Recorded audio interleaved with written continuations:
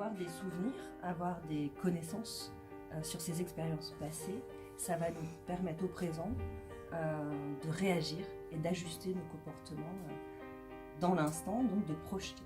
Ce qu'on peut déjà dire là sur ce début d'introduction, c'est que en plus aujourd'hui, avec les recherches qui avancent, on montre que cette capacité à aller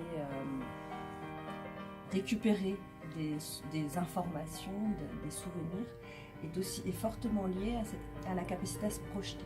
Donc il y a effectivement, même si on ne sait pas forcément totalement l'expliquer, en tout cas il y a un lien.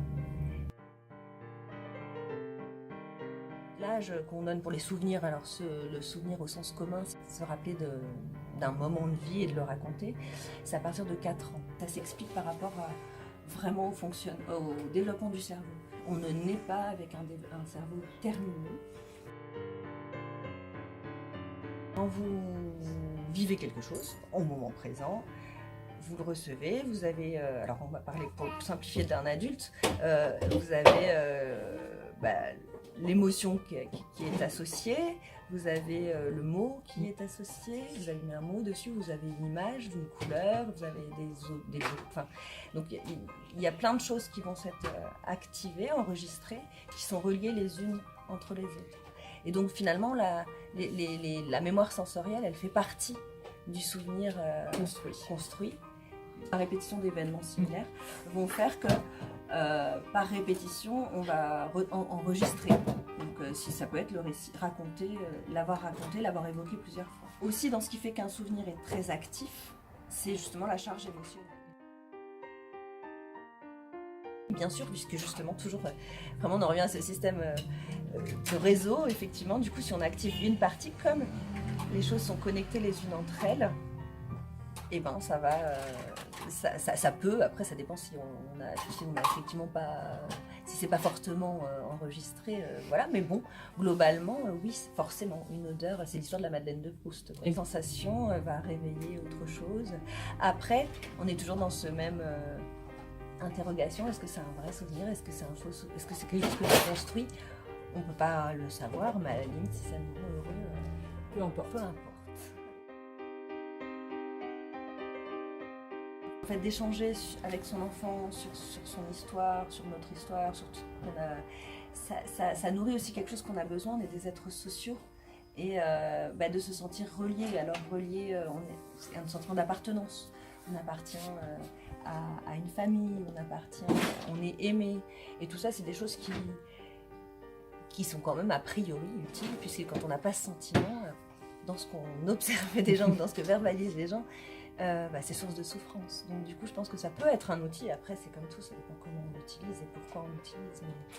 Mais ça peut être un outil intéressant aussi pour activer ce sentiment-là, d'être relié à l'autre, et qu'on a, en ce qui concerne les parents aussi, on a pris soin de toi. On a voulu prendre soin de toi.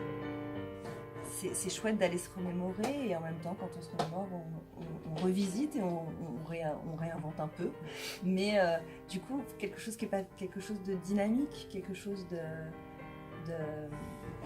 pas anxieux. J'ai rien à te prouver. Par contre, je trouve ça chouette de partager ça avec toi. Et puis peut-être ça va aussi pouvoir un jour être utile. Moi, je pense à mon rôle de maman au moment où les secondes, les troisièmes arrivent, et où c'est chouette, on sent que l'enfant a quand même besoin d'être rassuré. C'est chouette de pouvoir aussi aller revisiter avec lui sur les photos qu'on a gardées, sur des objets, alors ça peut être le rassurer sur le fait que lui aussi il a eu toute l'attention que son petit frère, ça peut être, ou sa petite sœur, ça peut être répondre à ces questions du coup qui s'activent sur la compréhension du monde plutôt, mais comment on passe d'un fœtus dans un ventre à l'âge où j'ai, donc du coup d'aller répondre en visitant, t'as grandi, machin, enfin. J'ai envie d'inviter les parents dans le genre à plus se connecter à justement cette envie de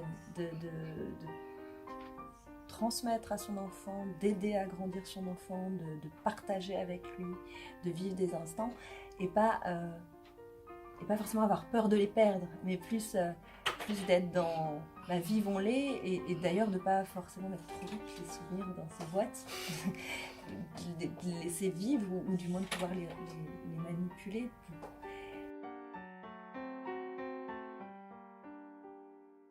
C'est vrai qu'on a envie de les rassurer spontanément, mais moi je crois qu'effectivement toujours dans cette idée de rendre explicite des choses implicites qui de toute façon étaient effectivement enregistrées, là en l'occurrence aussi chez le parent, puisque dans le cas de prématurité, on ne sait pas très bien ce qui se passe pour le petit, c'est sûr qu'il est forcément impacté par notamment tout ce qui peut être examen invasif, stress environnant de la peur de le perdre.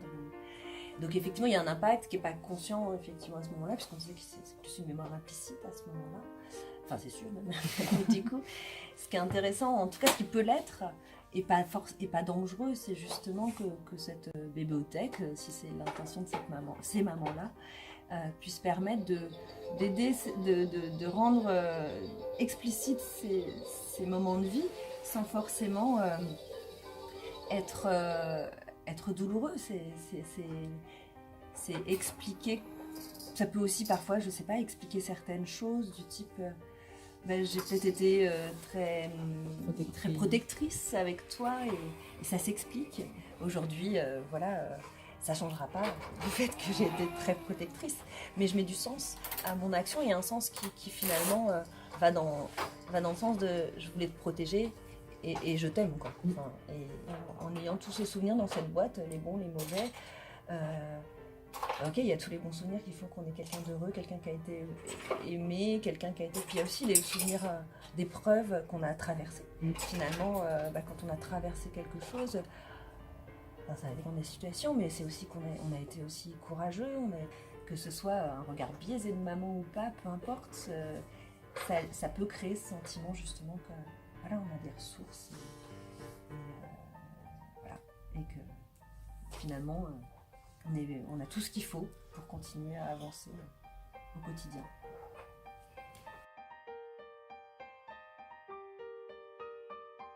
Effectivement, en tant que maman, même en tant que thérapeute, je trouve que c'est une jolie idée, que c'est plutôt séduisant, et que ça peut vraiment avoir une fonction intéressante.